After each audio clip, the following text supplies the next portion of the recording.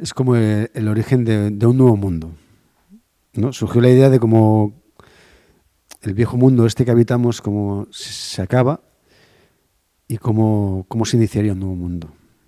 Cómo nos gustaría que fuera ese nuevo mundo.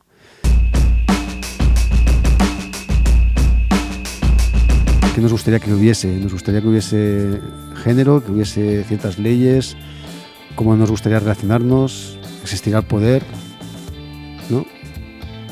Eso, el inicio de la pieza es un poco ese nuevo mundo que es como una metáfora de una nueva creación escénica. También habla de la búsqueda, ¿no? De la búsqueda de nuevas posibilidades en cuanto al nuevo mundo, ¿no? Pero hay un momento en el que buscas tanto personalmente como metafóricamente nuevas posibilidades, nuevas maneras de relacionarte con la gente. Yo creo que es una pieza bastante positiva.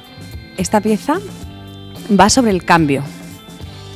Y si tuviéramos que darle un género o un tono, es complejo, porque hay mucho juego, entonces entramos en diferentes lugares, más cómicos, más trágicos, pero creo que siempre el humor está presente porque nos hemos divertido mucho haciéndola y creo que hay sentido del humor, porque creo que los tres somos muy de la risa y de pensar que el humor muchas veces puede salvarnos también.